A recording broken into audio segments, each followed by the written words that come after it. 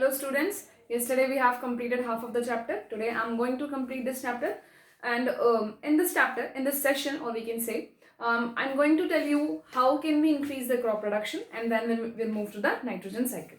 Okay, I hope you all get the last session, and if there is any doubt then you can ask. Okay, let's start with the topic increasing crop production. Increasing crop production.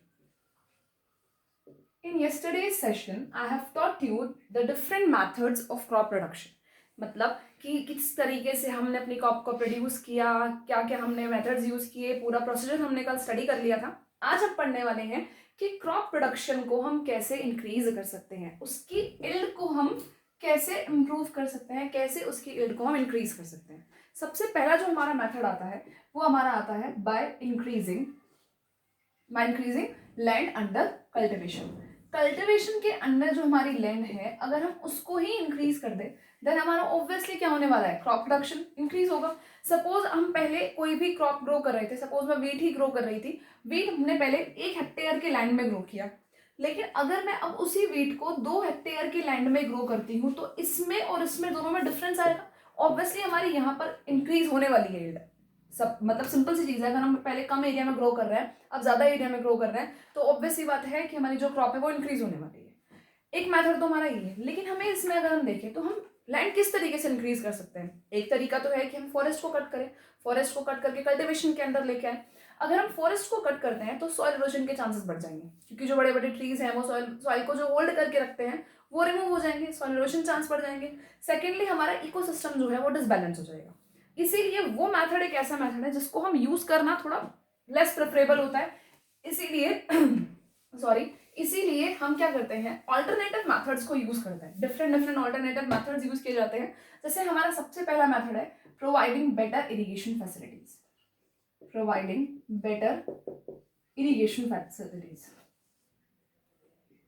अगर हम irrigation facilities को improve कर दें, irrigation मैंने कल बताया था, अगर हम इरिगेशन फैसिलिटीज को इम्प्रूव कर दें, हम प्रॉपर वाटर की सप्लाई अगर हर जगह पहुंचाने लगे देन हमारी क्रॉप प्रोडक्शन इंक्रीज हो सकती है. क्योंकि हमारे इंडिया में अगर हम देखें, हमारे बहुत सारे स्टेट्स या सिटीज में अगर हम देखें तो क्या है, इरिगेशन की फैसिलिटी अच्छी नहीं है. इरिगेशन की फैसिलिटी अच्छी ना होने का मतलब क्या हो गया कि कुछ एरियाज ऐसे हैं जब वाटर सफिशिएंट अमाउंट में अवेलेबल नहीं होता. तो अगर हम ट्यूबवेल्स लगा के या फिर डिफरेंट मेथड्स यूज करके इरिगेशन की फैसिलिटी इंप्रूव करते हैं, देन हमारे वो क्रॉप को क्या करेगा, क्रॉप की यील्ड को इंक्रीज कर देगा. सेकेंडली हम क्या कर सकते हैं, use of manures and fertilisers. Manures और फर्टिलाइजर्स को हम क्या कर सकते हैं, यूज कर सकते हैं. हमारी अगर हम देखें हमारी क्रॉप में न्यूट्रिएंट सफिशिएंट अमाउंट में अगर नहीं मिल रहे हैं देन क्रॉप ग्रो अच्छी ग्रो नहीं होगी. इसीलिए हम क्या कर सकते हैं, मैन्योर्स ऐड कर सकते हैं, फर्टिलाइजर्स ऐड कर सकते हैं, ताकि हमारी जो क्रॉप है उसको प्रॉपर न्यूट्रिएंट सप्लाई हो सके. ये तो हमारा एक मेथड हो गया. दूसरा मेथड न्यूट्रिएंट सप्लाई करने का नेचुरल मेथड भी है. कल मैंने बताया था आप लोगों को, हम नेचुरल मेथड का भी यूज करते हैं. नेचुरल मेथड जैसे कि मिक्स्ड क्रॉपिंग करना, क्रॉप रोटेशन करना, इससे भी हम न्यूट्रिएंट्स को क्या कर सकते हैं, रिप्लेनिश कर सकते हैं. इसके अलावा और भी बहुत सारे स्टेप्स है, जैसे कि हम मॉडर्न टेक्निक्स यूज कर सकते हैं. बहुत सारी मॉडर्न टेक्निक में जो सबसे ज्यादा इंपॉर्टेंट हमारा जो चीज आती है वो आजकल आती है प्लांट ब्रीडिंग. प्लांट ब्रीडिंग की हेल्प से हम क्या करते हैं, क्रॉप की क्वालिटी को, क्रॉप की इल्ड को इंप्रूव करने की कोशिश करते हैं, इंक्रीज करने की कोशिश करते हैं.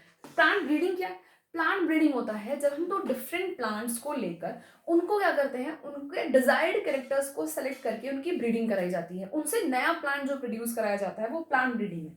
इसमें जो सबसे मेन हमारा जो स्टेप आता है दैट इज हाइब्रिडाइजेशन. हाइब्रिडाइजेशन क्या है, hybridization is the technique, it is the technique which is used to improve the yield, in which हम क्या करते हैं, इसमें हम क्या करते हैं डिफरेंट डिजायर्ड प्लांट्स लेते हैं. जैसे मैंने 2 प्लांट्स लिए, एक प्लांट ये मान लिया हमने, एक प्लांट ए एंड बी है क्या, प्लांट ए की पर प्लांट पे, जैसे सपोज अगर हम वीट की वेराइटीज ले रहे हैं, वीट की मेरे पास 2 वेराइटीज है, एक ए एक बी. वेराइटी ए का क्या मेन है, ये पर प्लांट ग्रेन्स जो है वो बहुत अच्छे प्रोड्यूस करता है. एक प्लांट पे जो नंबर ऑफ ग्रेन्स है वो बहुत अच्छे देता है. सेकेंडली जो बी है वो कैसी है, वो डिजीज रेजिस्टेंट है. डिजीज रेजिस्टेंट मतलब कि वो उसकी बॉडी पे या फिर उस प्लांट पे, उस क्रॉप पे डिजीजेस इजीली एक्ट नहीं कर पाती, माइक्रोब्स इजीली एक्ट नहीं कर पाते. इसीलिए क्या होता है, हम क्या करेंगे हाइब्रिडाइजेशन में, इसको और इसको, दैट मीन्स वेराइटी ए और वेराइटी बी को दोनों की ब्रीडिंग कराएंगे और इनसे एक नई वेराइटी प्रोड्यूस करेंगे। सपोज वो वेराइटी कौन सी है, हमारी ए बी वेराइटी। अब इस ए बी वेराइटी का बेनिफिट क्या है कि इसमें पर प्लांट ग्रेन्स भी अच्छे प्रोड्यूस होते हैं, प्लस ये डिजीज रेजिस्टेंट भी है। इससे हमारी क्रॉप इंप्रूव हो जाएगी, ग्रोथ इंक्रीज हो जाएगी, यील्ड इंक्रीज हो जाएगी। तो these are some methods through which we can improve the crop yield. एक चीज इसमें और आती है एमास्कुलेशन। अब जैसे सपोज अगर हम बात करें, हम वेराइटी ए ही ले लें, तो ऐसी भी तो चांसेस है कि वेराइटी ए में सेल्फ पॉलिनेशन हो जाए। ऑब्वियसली हो सकता है सेल्फ पॉलिनेशन, क्यों नहीं हो सकता। हमने लास्ट क्लास में भी पढ़ा था सेल्फ पॉलिनेशन, कि जब उसी प्लांट का पॉलन ग्रेन, उसी प्लांट के ऑब्वियस सेम प्लांट का जो पॉलन ग्रेन है वो सेम प्लांट पर जाता है, देन हमारा वो क्या होता है, सेल्फ पॉलिनेशन कहलाता है। तो वेराइटी ए में सेल्फ पॉलिनेशन भी हो सकता है। इसीलिए क्या किया जाता है, यहाँ एमास्कुलेशन की एक टेक्निक यूज की जाती है। What is एमास्कुलेशन? एमास्कुलेशन में क्या करते हैं हम, एंथर के, प्लांट्स के जो एंथर है, एंथर क्या है, प्लांट का मेल पार्ट जिस पॉलन ग्रेन्स ग्रो होते हैं, अगर हम इसको ही प्लांट से डिटैच कर दें, हमने जितने भी एंथर्स थे वो सब रिमूव कर दिए, तो क्या बचेगा, सिर्फ और सिर्फ ओवरी बचेगी। उसको मैच्योर होने के लिए पूरा टाइम मिल जाएगा। इससे क्या होगा, हमारा जो ये पिस्टल है, ये जो हमारा फीमेल पार्ट है, इसको हम अपने अकॉर्डिंगली इसे पॉलन ग्रेन्स डाल सकते हैं। अब जैसे मुझे बी वैरायटी का पॉलन ग्रेन चाहिए था, तो मैंने बी वैरायटी का पॉलन ग्रेन लिया, उस पर लाकर डाल दिया। तो इससे क्या हुआ, सेल्फ पॉलिनेशन प्रिवेंट हो गई। तो ये कुछ मेथड्स हैं। इस तरह की प्रोसेस को हम सेवरल जनरेशन रिपीट करते रहते हैं, कि जैसे आज हमने एक जनरेशन में प्रोड्यूस कर लिया, उसके सीड कलेक्ट कर लिए, फिर नेक्स्ट जनरेशन में किया, फिर नेक्स्ट जनरेशन में किया, इससे हमारे पास पूरा ग्रेन्स का एक स्टॉक बन जाता है। ठीक है, I hope you all get this. Now we will move to the next topic which is nitrogen cycle. Students, ऐसा नहीं है कि हम ऑनलाइन मीडिया के थ्रू पढ़ रहे हैं तो आप लोग कुछ पूछ नहीं सकते हैं। You are free to ask any time, you can ask. Okay, now we will start with the topic nitrogen cycle. हमने क्लास में भी ये चीजें काफी बार डिस्कस की हैं। नाइट्रोजन 78% प्रेजेंट होती है, still we are not be able to utilize this nitrogen. पहले भी हमने पढ़ा था कि ये जो नाइट्रोजन है इसको हम यूटिलाइज नहीं कर पाते, we are not able to take this nitrogen, क्योंकि जो नाइट्रोजन एटमॉस्फेयर में प्रेजेंट होती है वो नाइट्रोजन गैस फॉर्म में प्रेजेंट होती है, मतलब N2 के फॉर्म में प्रेजेंट होती है। लेकिन हमारी बॉडी को जो रिक्वायर्ड है वो कैसी फॉर्म रिक्वायर्ड है, वो सॉल्युबल फॉर्म रिक्वायर्ड है। Soluble form in the sense भी कह सकते हैं हम नाइट्रेट्स। हमारी बॉडी जो अडाप्ट करती है वो क्या अडाप्ट करती है, नाइट्रेट्स अडाप्ट करती है।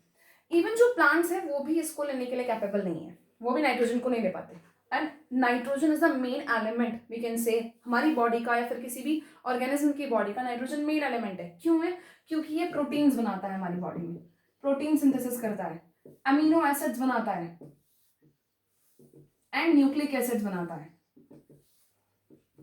अमीनो एसिड्स हमारे स्मॉलेस्ट यूनिट होती है जिनसे फिर एडअप होके पूरा प्रोटीन का फॉर्मेशन होता है। जब तक अमीनो एसिड नहीं बनेंगे प्रोटीन नहीं बनेगा, तो ऑब्वियसली वो पूरे को डिसबैलेंस करेगा।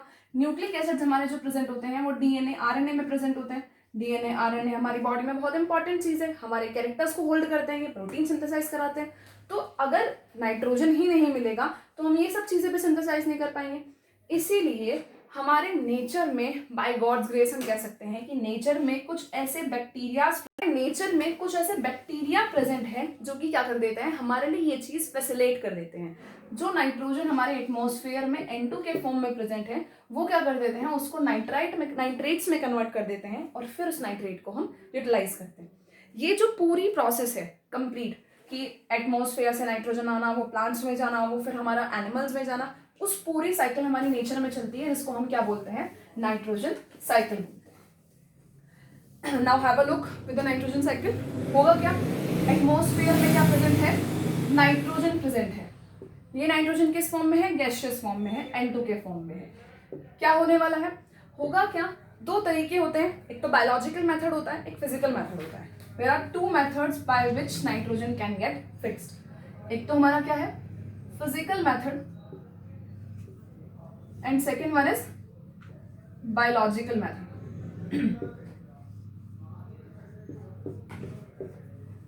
फिजिकल मेथड और बायोलॉजिकल मेथड में क्या है, सबसे पहले फिजिकल मेथड समझते हैं। फिजिकल मेथड में क्या है, यहाँ लाइटनिंग अपना एक बहुत इंपॉर्टेंट रोल प्ले करती है।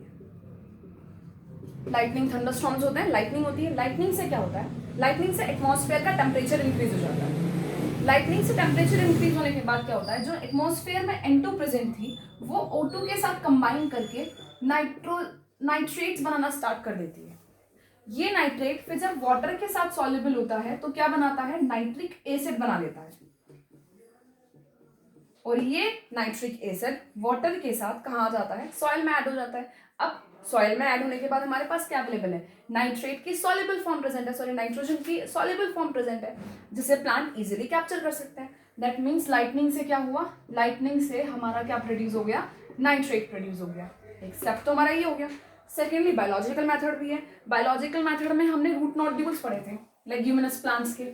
हमने पढ़ा था कि लेग्यूमिनस प्लांट्स जो होते हैं उनकी रूट के नोड्यूल्स में, जैसे सपोज ये रूट है, इसमें नोड्यूल्स बन जाते हैं, छोटे छोटे नोड्स बन जाते हैं जिसमें बैक्टीरिया रहते हैं। ये रूट नोड्यूल्स में या फिर कई बार सॉइल में भी बैक्टीरिया प्रेजेंट होते हैं। वो क्या करते हैं, वो नाइट्रोजन फिक्सेशन का काम कर देते हैं। वो इस नाइट्रोजन को किस में कन्वर्ट कर देते हैं, नाइट्रेट में कन्वर्ट कर देते हैं। तो इन दोनों मेथड से क्या हुआ, हमारी नाइट्रोजन जो है वो किस में कन्वर्ट हो गई, नाइट्रेट में कन्वर्ट हो गई। यहाँ बायोलॉजिकल मेथड में एक बैक्टीरिया का नाम हम मेंशन कर लेते हैं जो सबसे ज्यादा इंपॉर्टेंट है, that is rhizobium bacteria. Okay, अब होगा क्या, नाइट्रेट्स अवेलेबल है, सॉल्युबल फॉर्म है, सॉइल में आ चुकी है। अब ये नाइट्रेट कौन एब्जॉर्ब करेगा, प्लांट्स एब्जॉर्ब करेंगे। प्लांट्स ने नाइट्रेट ली, प्लांट से कहाँ जाएगी, एनिमल्स में जाएगी। अल्टीमेटली प्लांट्स को भी मरना है, ultimately the plants have to die and the animals have to die. तो क्या होगा, दोनों मर जाएंगे, दोनों की डेथ हो जाएगी। एनिमल की बॉडी से वेस्ट भी प्रोड्यूस होगा, तो अल्टीमेटली वो किसमें आ जाएगा, वापस से नाइट्रेट सॉइल में आ जाएगा। और यहाँ ये आने का मेन मेथड किसका होगा, यहाँ आएगा ये डिकेइंग की वजह से, डिकम्पोजिशन की वजह से। कुछ बैक्टीरिया डिकम्पोजिशन भी करते हैं, जो डेड डिकेइंग मैटर को ईट करते हैं, उसमें हमारे सब्सटेंसेस को वापस सॉइल में ऐड कर देते हैं। तो ऐसे हमारी क्या हो जाएगी, नाइट्रेट वापस आ जाएगा। लेकिन ऐसा नहीं है कि अगर नेचर में कुछ अच्छा काम करने वाले हैं तो ऑब्वियसली बुरा काम करने वाले भी हमें मिलते ही मिलते हैं। हर कोई अच्छा नहीं है हमारी सोसाइटी में, अगर हम देखें तो यहाँ कुछ ऐसे बैक्टीरियाज भी हैं जो कि उल्टा काम कर रहे हैं। ये कहलाते हैं हमारे डीनाइट्रीफाइंग बैक्टीरियाज। डीनाइट्रीफाइंग बैक्टीरिया कहने का मतलब क्या है, ये वो बैक्टीरियाज हैं जो कि नाइट्रोजन जो फिक्स हुई थी उसको वापस से एटमॉस्फेयर में भेज देते हैं। जो नाइट्रेट में सॉल्युबल फॉर्म में इन बेचारों ने कन्वर्ट किया था, इन्होंने इतनी मेहनत की थी या फिर इसकी वजह से जो कन्वर्जन हुआ था, वो वापस कहाँ चला जाता है, वो वापस एटमॉस्फेयर में चला जाता है।